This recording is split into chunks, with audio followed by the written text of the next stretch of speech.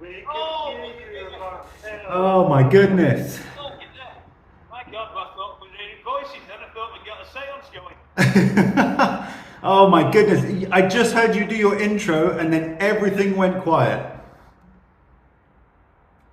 Right, okay. How are you doing, Marcel? I'm very well indeed. Thank you very much. I missed completely the introduction, but hello and good afternoon to everybody who's online. I hear that there are some technical issues. Yeah, about to do some little gremlins in the system this Yeah. morning, but I think we're fine. Marcel, welcome back. Thank you. I'm glad all is well with you. And today we are going to talk about Knees. knees. Why have you got bad knees? Yeah. It's an interesting one, Marcel, because, as I was thinking about this, it struck me that the knee seems to be one of the most complex sort of joints in the body. It's definitely one of the most, should we say, it's one of the most commonly used joints, and therefore Right. is one of the joints that begets most of the problems, for most people going forward. And that's exactly what I wanted to talk about. So there's quite a lot to cover in this one. And what I wanted to help people to get an understanding of, perhaps, is why are they feeling the pain that they are?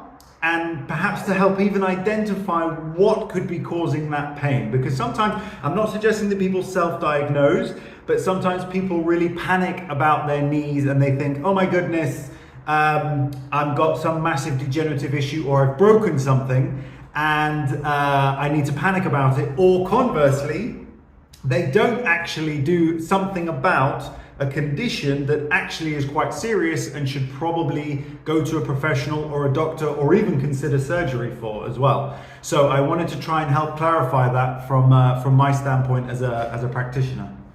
Right, yeah, because, the number of times we've been talking to people and they say something like, my knees have gone. Yes, exactly.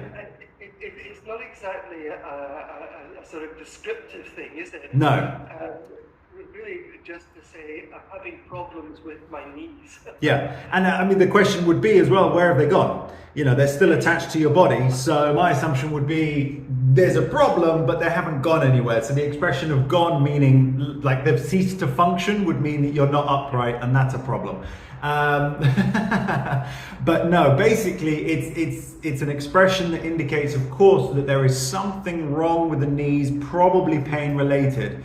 But I did want to explain that basically most common knee injuries are fractures around the knee, dislocations, sprains and tears of the soft tissue like the ligaments. So in most cases, it involves more than one structure within the knee.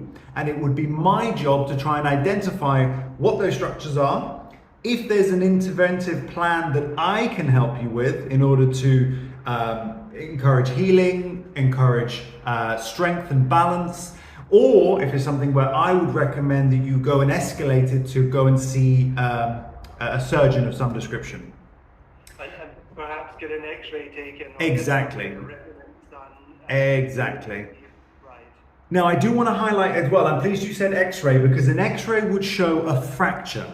So if we start with fractures, the most common fracture of the knee would be the patella. So any of our listeners, this is where we're going to start to do a little bit of education as well. The patella is the bone or the cap.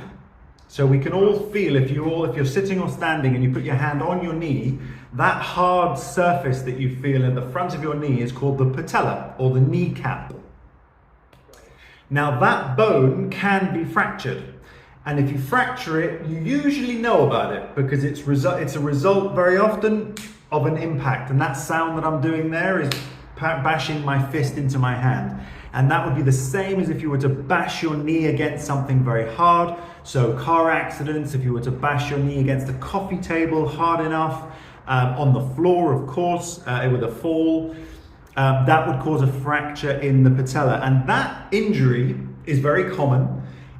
the kneecap itself is kind of designed as an anchor for the muscles of your quads, the muscles in the top of the thigh, but it's also kind of like a buffer in a way where it actually has an impact point. It's a hard bony material that will impact when made contact with the ground. So it's quite a clever evolutionary thing, because if it's going to fracture, it won't affect the internals of the knee if you've got a hard structure in front of the actual joint of the knee.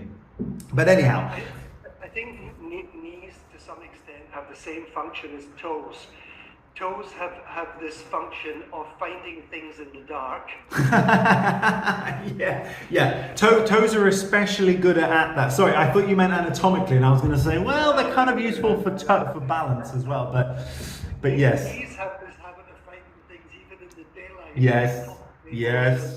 Yeah, if you're gonna bang into something that's below hip height, your knee is gonna make contact with it. Exactly, and that's a very good example of how you can fracture a knee if you bang into a wardrobe that you're not expecting to be there, and you're full on moving at speed or moving without anticipating contact. You can really thwack that. And that's a mechanism when you know you might have created a problem. And of course, the symptoms of that would be pain, swelling. Very often with a fracture of the kneecap, sometimes you can feel like it's getting a little better after a week or two, and then you might hit it again and it's like a stabbing pain. And that would indicate that there is probably still an underlying fracture, because a fracture can mean, if you imagine that the kneecap looks a bit like a flat egg, an oval egg, should we say, an oval stone, should we say.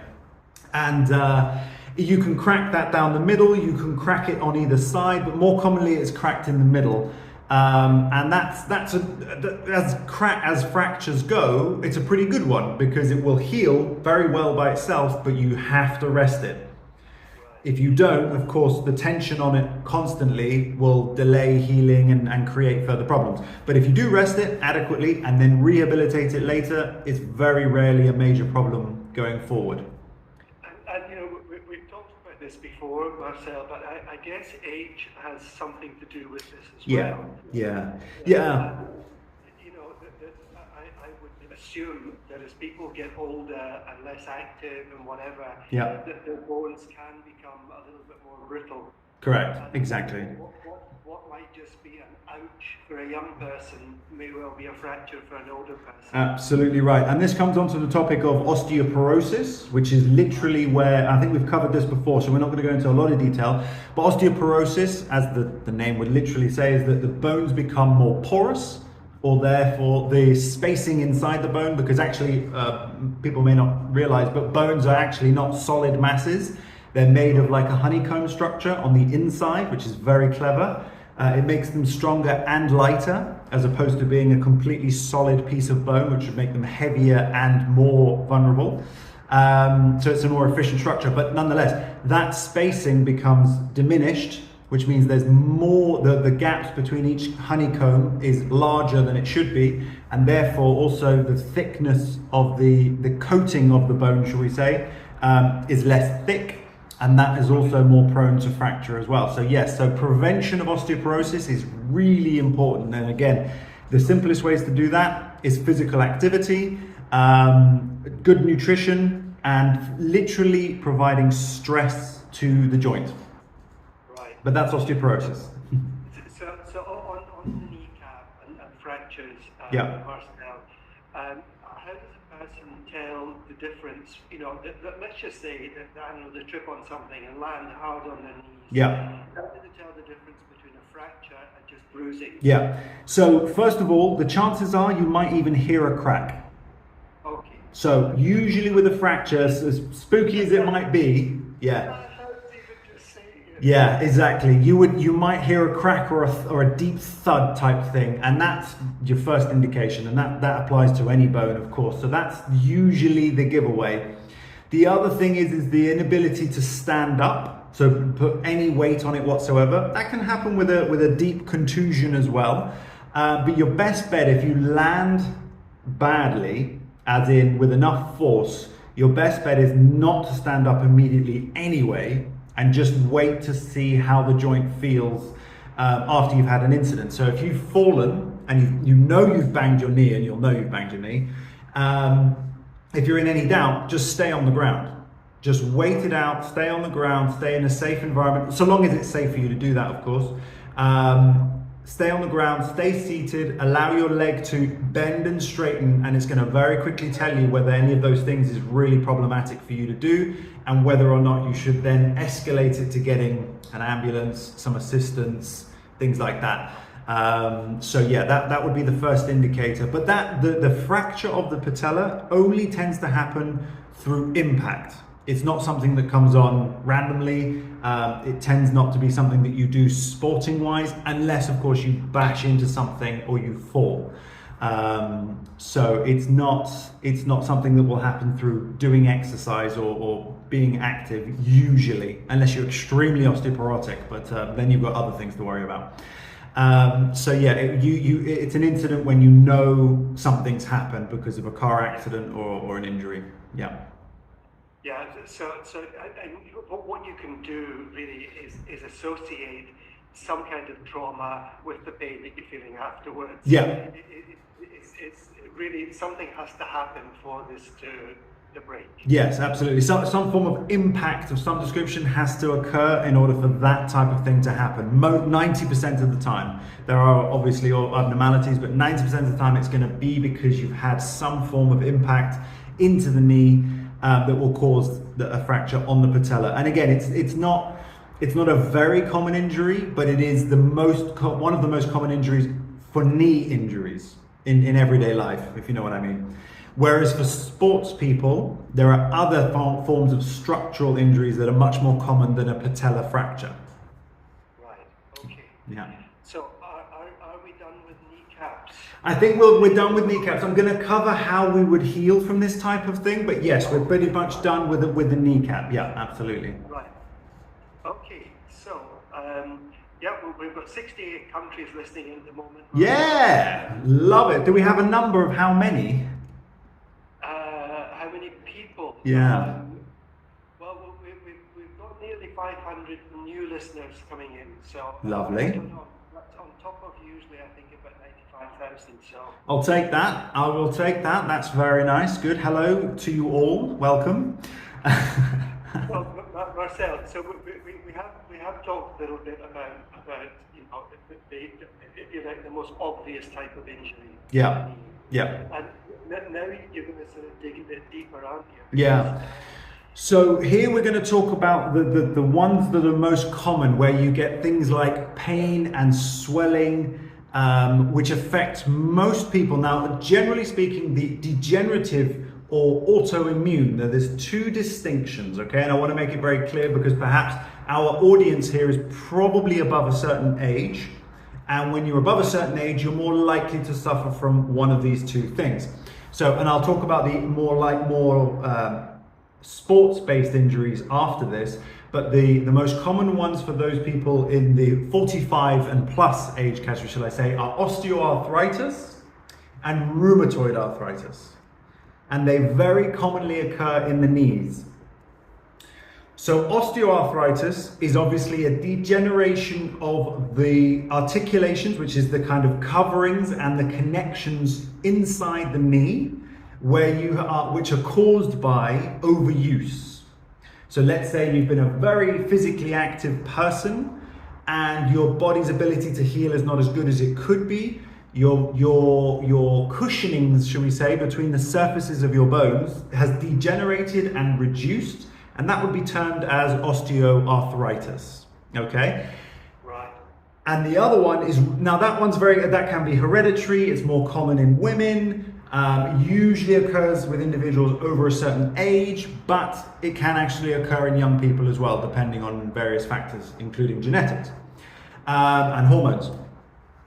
Rheumatoid arthritis is a more inflammatory and swelling based autoimmune reaction. So again, this is hereditary, and this is where it's quite hard, it's more difficult to prevent this one.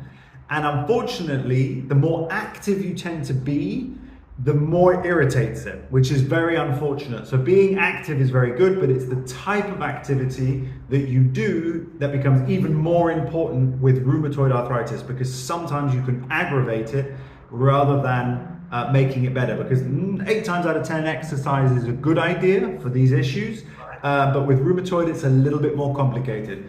And your classic signs of that, of course, are swelling, tenderness, bulging knees, large knees, lumpy bits all over your knees that feel very squishy and obvious and so on, and uncomfortable. And those are the indications very often. Whereas osteoarthritis tends to not necessarily result in a lot of swelling, but you just have achy knees, painful knees, stiffness in the morning. Then it eases off a little bit once you start doing exercise and so on. So that's where there's a distinction between the two. Okay, but Marcel, who would make this diagnosis? If there was a feeling of either stiffness or pain, movement or exercise, or whatever, who would make this diagnosis as to whether it's rheumatoid or osteo? So definitely, your practitioner can make a pretty good, your general practitioner can make a good assessment. But if you want a specialist, then obviously you come to a therapist, a physical therapist, physiotherapist, or you go to a traumatologist, which is what the kind of distinction of it in Spain is. But basically somebody who deals with bones and joints in a medical capacity, as well as you can get this identified now through blood testing, as well as getting this identified through x-rays and MRIs, because they present in a certain way in that imagery. And this is where I wanted to mention about the difference between MRI and x-ray. You quite rightly said that if you thought you'd have fractured your patella, which is your kneecap, you would get an x-ray, and that would tell you, because that detects bony material. If you had any other issue going on, an x-ray wouldn't necessarily be the most useful information. It might give you some indication of inflammation, definitely, or hardening of tissue, but it's not at all, definitely not as clear as an MRI. So an MRI will actually show you very graphically the structures inside your knees and what's happening with those tissues, whether they're in the right place, whether they're broken, whether they're swollen, whether they're inflamed, all this different type of stuff. So an MRI is far more useful than an x-ray in this capacity. When it's not related to bone integrity, an MRI is always the best way to go. Yes, so someone comes to you and said, I've got pain in my knee. What is your approach to this? Because as you said, you might be able to help to point them in the right direction. How would you tackle that yourself? Yeah. So what my skills allow me to do is what I do is I will identify the possible causes. I always do quite an extensive medical background check, asking specific questions, nutritional habits, daily activities, exercise, etc. And obviously any accidents or injuries. And then of course I do what's called special tests. And special tests are part of my training, which are little movements that allow me to assess the integrity of different structures within the knee. And that's what I do. And then that will help me to clarify. If I have any concern, then I will escalate and recommend that the person then go and get an MRI. Because if there are for example, if there is a structural issue that flags up as a positive on one of my special tests, then it might indicate that I immediately recommend that they go and get a referral for an MRI. Right, okay. Simple. And in Spain, how easy is that? If people are using the national healthcare system, can that be done fairly easily? Fairly easily, not incredibly easily, but you can definitely go to your local health center. You'll need to get a referral from your doctor. You always, in Spain, they've got it set up so that you have to be referred for MRI from a doctor. And if that's either in your local practice, they can do that and then send you to a hospital. You can be waiting up to 4 to 6 months for that fun stuff. Or if you have private care, you can go to a private doctor and you can get exactly the same thing and get referred potentially to a private hospital, and that could be happening in a week or two. Same process, but one will be much faster than the other because of money. Right. And let's just say someone comes to you, they've got this pain in the knee, and you, through the various tests that you've done, narrow things down, and you think there's some kind of arthritis going on here. Yeah. They're going to go and have this scanned. Yep. Is there still something you can do as a physical therapist right now? Yeah, absolutely, definitely. So, and that's the big question, isn't it? It's about what can you do between waiting for any form of treatment, any form of intervention. And the thing is that I want to make it very clear that when you're going for this MRI, once you've had it and you've got the results, it doesn't mean the problem's no longer there. It just tells us that obviously we know what it is, and now we need to work on how we can improve it. So coming to somebody like me, what I do is I will identify what's safe and unsafe for you to do, and then recommend a prescription of exercises that I will do or can do with you, as well as exercises that you can do at home, as well as stretches that can be done as well, which can make a huge difference. And I actually can think of a client at the moment who is a karate player and was so tight in her muscles that it was giving her incredible knee pain. And once it was assessed and relaxed, it made a huge difference. There were some other things going on as well, but fundamentally the muscles of her legs, which were the quadriceps, the muscles on the top of the thigh, and the hamstrings, which are the muscles at the back of the thigh that cause bending at the knee, they were so tight, so sensitive that she could barely move, couldn't kneel down, couldn't do karate, always had night and day pain, and random swelling as well. But there were other issues going on in addition to that, which we also identified that were creating ongoing problems, but have been significantly improved because we got rid of the soft tissue tightness and we're rebuilding the stability in the knee joint. So what you're saying is that pain in the knee might originate somewhere else? Absolutely, absolutely. Or it might originate from something that you didn't even know was a problem. Right.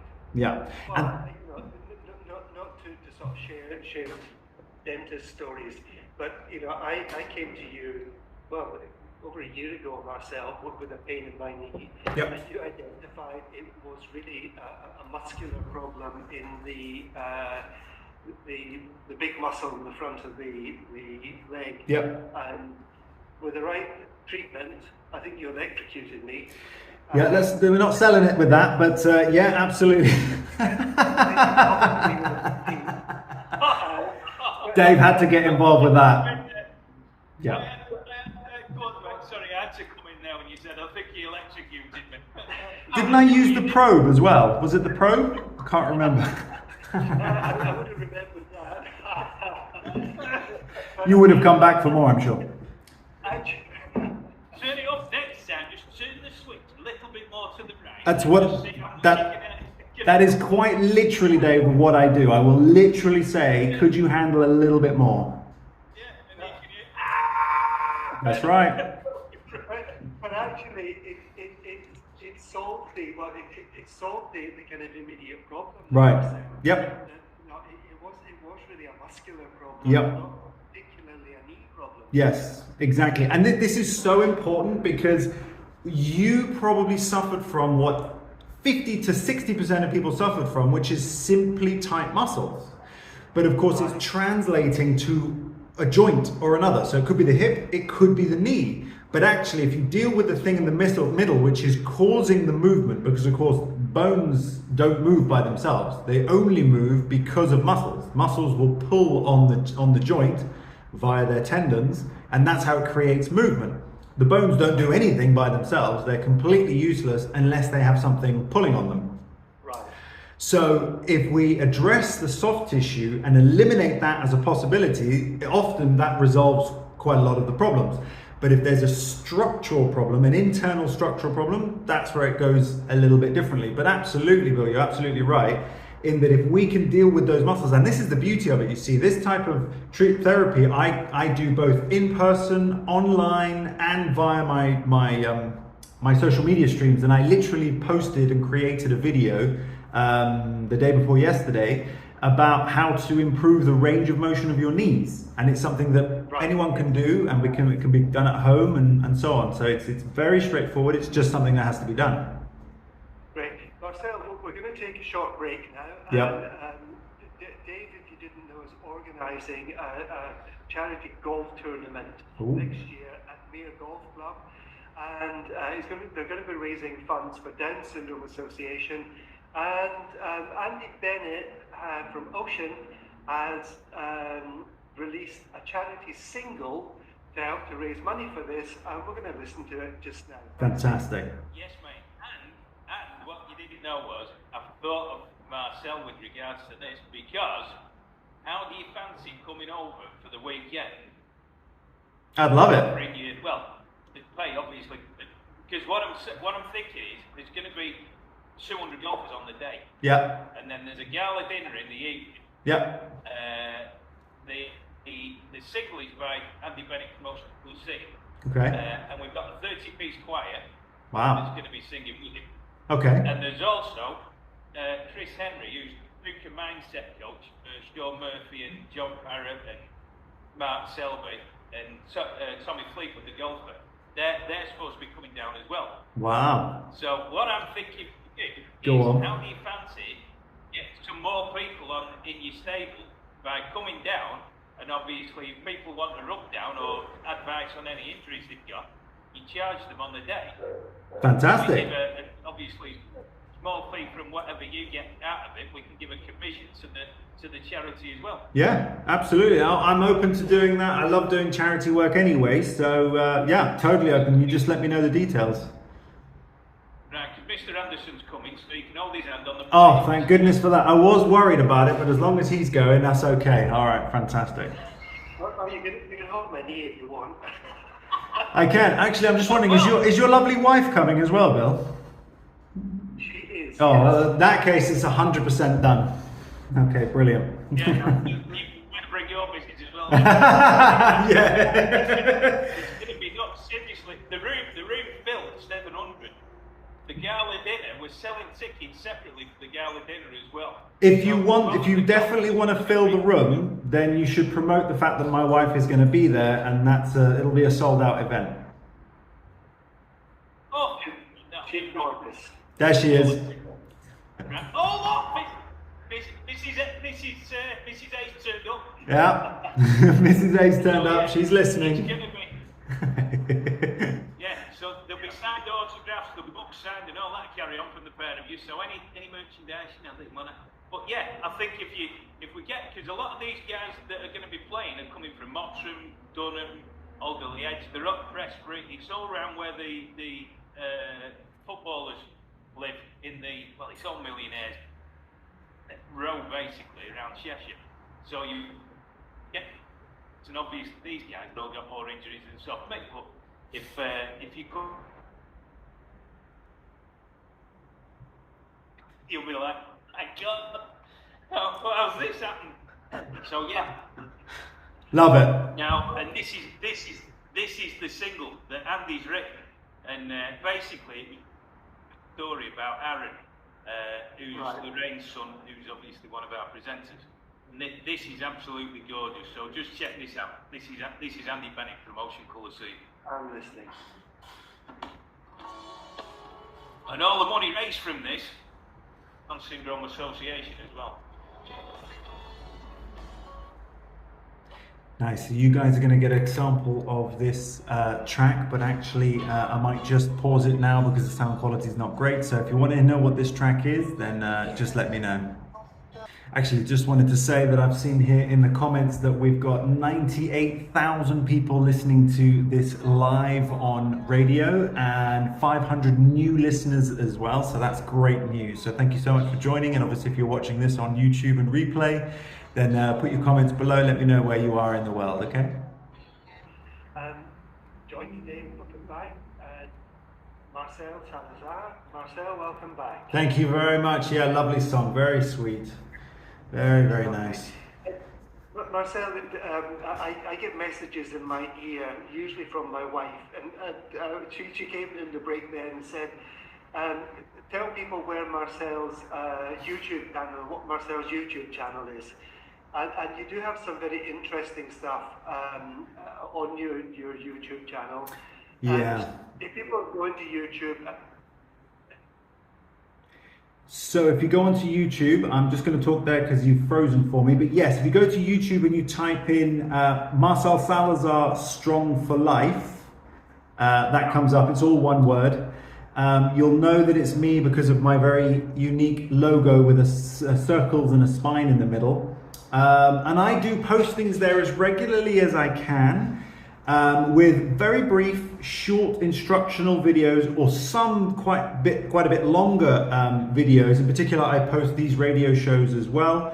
But I try and provide as much content, but I do very similar and also more content generally on my social medias, in particular Instagram. And again, if you type into Instagram strongforlife.me, as in me, on Facebook or Instagram, it will come up with my my contact there as well. So please, by all means, follow me. You'll get lots of information there, lots of tidbits and lots of useful information. As I say, I posted a video 2 days ago about the how to improve your knee range of motion in a very simple, almost passive movement that you can do at home, exercising, practicing daily for a minute or two. It's all it takes, but it can make a big difference over the long term. Sure. So, Marcel, knees. Yes. We've looked at a couple of things. I've talked about a couple of things with arthritis. Yes. Rheumatoid arthritis. Yes. We've dealt with kneecaps and fractures, which you will probably know how it happened. Yep. And there's a lot going, underneath the kneecap and in between all the joints. Yeah. There isn't there? Yeah. And you hear of a lot of sports people who have to give up the sport because of knee injuries. Yeah, absolutely, I do. And as I suspected, there is somebody at my front door. So if you don't mind covering me for just 1 minute, this was exactly what I thought expected would happen. So just pop in there, Dave. I'll be back in just 1 second. I'll play it. Knee injuries. Oh yeah. It's even with youngsters. I mean, it's just the thing is, you've got to build up the muscle around the knee. You've got to be able to maintain it. You can't go mad at it for 5 years, have a huge set of legs on you, and then as you get older, you can't maintain that. It's just a case of doing squats on a regular basis, just keeping the movement in the knee and around the knee. And obviously, Marcel will know better than me, but that's what I've always done so you don't end up with issues. Well, so squats, by the way, is a fantastic recommendation, provided they're done correctly. But squats are brilliant because what you're effectively doing is you're maintaining the juices inside the knee. And the juices, which are called synovial fluid, are in all the joints. And that's the thing that starts to degenerate, particularly with osteoarthritis, where you get rigidity and crunching and all that kind of stuff. And that's an indication that you're losing the juices or the lubrication inside the knee. And doing squats is a great way to maintain that. And your body weight is often adequate enough weight in order to do that. Obviously, you might want to start with 10 squats and then after a week or two build up to 20 squats, and then after a week or two build up to another 30 squats and so on. And you want this progressive overload, which is a topic we've spoken about before. But that does make a huge difference to the fluidity and the quality of your knee joint over a long period of time if you're consistent with it. Right. Yeah. So one of the things I was going to talk about that you just perfectly invited me to, and then I knew that would happen. It's always the same with the Spanish postal system. Very inconvenient, but nonetheless, at least they arrived. Let's put it that way. One of the areas we should have got them on the radio on the show. That would have been hilarious. That would have been hilarious. It would have been all in Spanish because she would have been like really off guard there. But I don't think she was prepared for that in any way. But the structures inside the knee are the areas where normally the biggest problems occur in terms of the long-term issues if you injure them. So this tends to happen to anyone who's physically active. It can happen to you if you just walk on a daily basis. And there are a number of structures inside the knee that are not only fascinating, but the ones that tend to go the most. So I'm going to start at the top with the ones that actually are the most commonly should we say, degenerated just through things like walking, running, cycling. They can literally go just through those types of things, which is the meniscus. Have you guys heard of meniscus?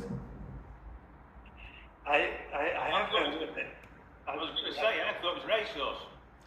As well, as well as a racehorse, but the meniscus is basically a form of tissue that sits in between the knee joint itself. So it sits above the bone or the tibia, the bone on the bottom half of your leg, and it's a form of tissue that provides a little bit of cushioning from the top bone, which is the femur.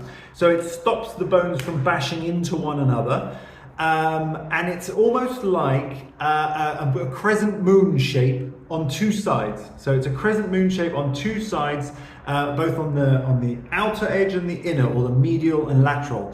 And planting your foot with a straight leg and twisting with your foot on the floor is one of the best ways to damage that structure. Oh, yeah. No, Yeah. Well, one of the major things I did was the lateral ligament on my right knee. Okay. And I went and the pitch was frosted and we weren't supposed to play on it. And the referee said the sun melts, it'd be all right. And I got up, did a scissor kick, and I came down, and my knee flicked back like that. It went back and hit the ground. Yeah. And got up. I didn't know I'd done it. I got up, started to run, but couldn't stop. I couldn't turn. Wow.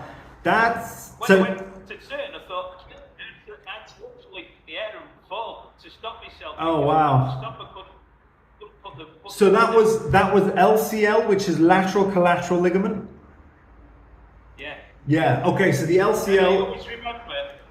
Yeah. Well, I always remember after I did this, I went to a knee specialist in Yeah. Stoke called Yeah. Noble. Yeah. And I was supposed to, and he said, right, get a letter from your doctor to say that he needs it, and then they'll operate for you. I went to my doctor, this idiot of a doctor. I sat in the chair, told him what had happened. He put his hand on my kneecap, and he said, flex my foot up towards him and down again like that. And he said, if you have an operation on that, it'll make it worse. So just leave it. And he wouldn't set it off.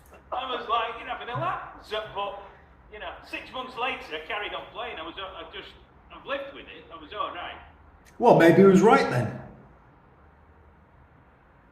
But it was, it was very odd. I mean, it wasn't good when I did it, but.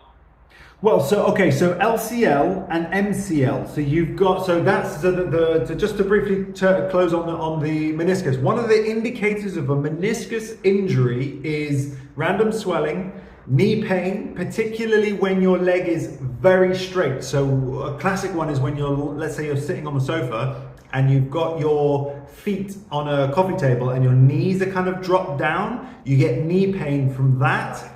That can be an indication of a meniscus, but most commonly is giving way. If you feel like you've got no stability in your knee and you feel like your knee's gonna drop or sort of pop away from you, or if you get pain, as I mentioned, from planting your foot and rotating your body, if you get pain on that, indication could be meniscus degeneration. And a number of things can happen, such as flaring, which is where a part of it starts flapping around inside the knee joint and it can catch, or it can get caught in between the knee joint, or it can be a bit painful and so on. It's relatively easy to solve surgically, and the success rate is usually very high.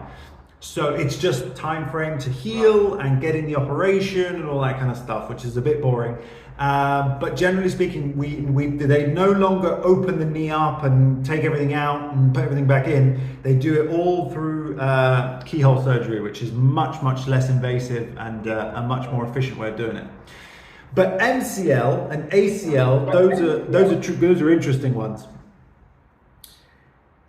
So MCL and LCL, they are structures on the outside of the knee and the inside of the knee. So the outside would be the lateral or LCL, lateral collateral ligament, and the inside is the MCL, which is medial collateral ligament. And those are ligaments that literally attach the bottom half of your leg to the top half of your leg. And they will, if you go in any direction, like if your ankle goes inwards and your leg stays still, then that's going to affect the LCL. And if your ankle goes outwards, or your bottom half of your leg goes outwards and your knee stays still, that's going to affect your NCL. And if you snap those, you can actually carry on until you can't. And maybe, as you said, if you start running, you just can't stop, or you might turn in one direction and then you're on the floor. So those can be quite tricky ones. Sorry, Dave, go on. You keep snap, and you know, it hurts just hearing these things, to be honest. Yeah, if you hear a snap, that's not a good sign. That's not a good sign. Wait till I tell you which one is the heart attack of knee injuries. Gonna love this. Okay, so MCL and LCL, if it's severe, you can get different grades of tearing. So you can get grade 1, which is a little one, or up to a grade 5, which is a full tear where the whole thing is gone, and you're going to know about that. So that would usually indicate surgery where they reattach it. And again, success rate's pretty good after you recover from the initial surgery, and then rebuilding the muscles and so on. But MCL and LCL are based on the sides of the knee, so they are quite large ligament structures that connect the bottom half to the top half, right in the middle across the knee joint, and they can be quite problematic as well. Then we've got the ACL and PCL. Now, I'm sure Dave has probably heard of those. Posterior cruciate ligament. I seem to be all on my own. Yeah, posterior cruciate ligament and anterior cruciate ligament. No, I couldn't hear you. I couldn't hear anyone. It was all quiet. Right. All right. There we go. It keeps coming in and out. But yes, ACL and PCL, they are very clever structure. What they do is that they're designed to control anterior and posterior movement. That means forwards and backwards movement of the lower half of your leg. And so they cross over. They cross over deep inside the knee, and the posterior is the one coming from the rear side of your lower leg across to the front of your upper leg, or the femur, and the ACL, the anterior, is coming from the front of the lower leg up towards the back of your upper leg. And that one is commonly caused by jump landing. So basketballers will suffer from this, and this one's known as the heart attack of knee injuries, because a basketball player will jump, land badly, and suddenly grab their knee and hugging into their chest, and they know about it because it's downtime. You're on the floor. So that one's pretty severe as well. So that's not that one's not a good one, but it's much more of a common sporting injury with jumping, as I say. Because it takes a lot of impact or a lot of weight, and obviously when you jump you multiply your body weight, and that takes quite a lot of effort to do, but you know about that one because it's pretty intense, so that's an uncomfortable one. Yeah, but it's one of these things, again, if you've done it or you've got it, you'll know all about it. Yes, exactly right. Exactly right. You'll know it, and it's like being shot in the leg, basically, because it's like bang straight in there. So that one you know. But the meniscus, that's a naughty one, because that one can be around for quite some time, and it can get a little worse over time. But you're not constantly feeling it. You're not necessarily bothered by it. It might bother you at night. It might bother you when you go walking, but not necessarily at the time. It might bother you when you're finished walking. All these different things. And in regards to my karate player, there is an indication of some meniscal degeneration which was missed by her doctor, but because of my special testing, I'm 90% convinced that there is meniscal issue, which is why I'm encouraging her intensely to try and get an MRI, which she's now waiting for, which would confirm that.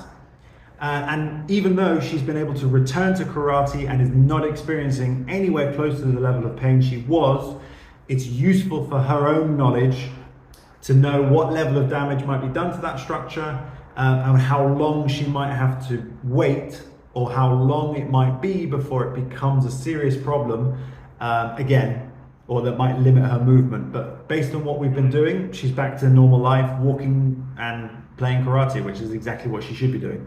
So that's all good news. But meniscus is a tricky one, and that's hard to diagnose unless you get a professional to help. Right. But Marcel, we've got about 3 minutes left. Can I just ask you very quickly? Of course. When people get a knee replacement, what is actually being replaced?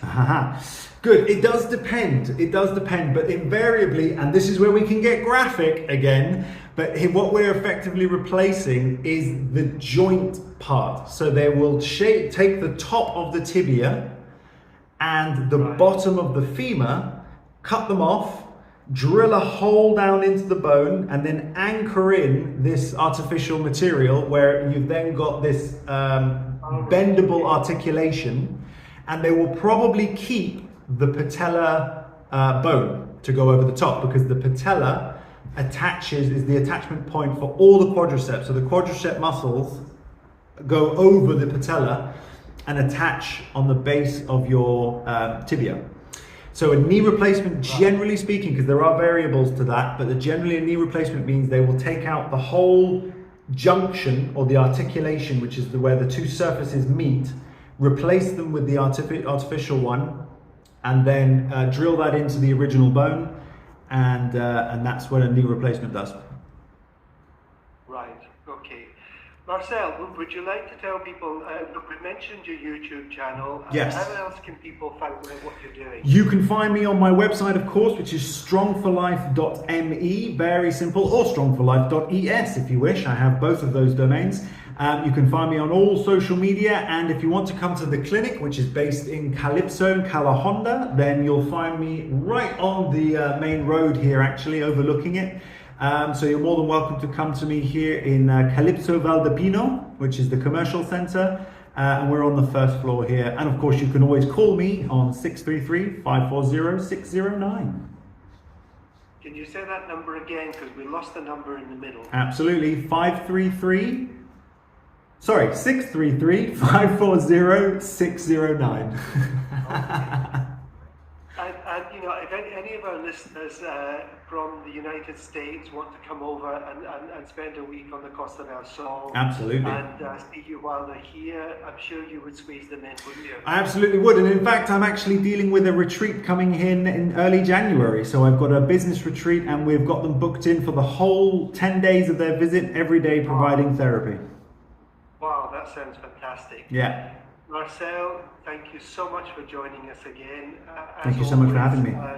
It's fun, but it's very informative. Good.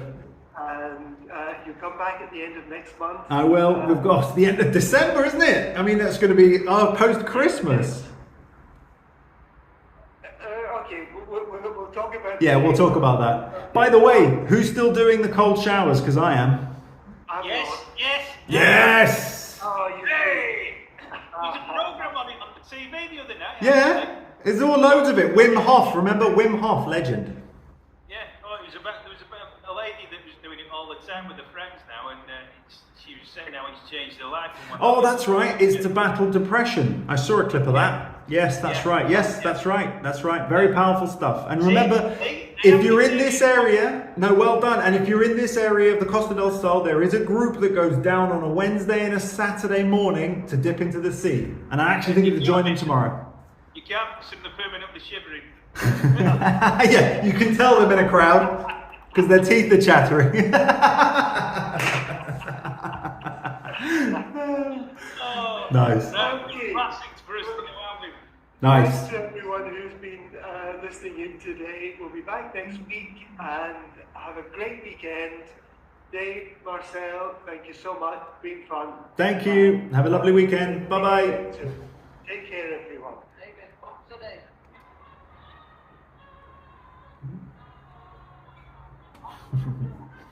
Okay guys, I hope you really enjoyed that. That was an awesome video and live radio show about knee issues. Hopefully you got some value from that. If you did, let me know.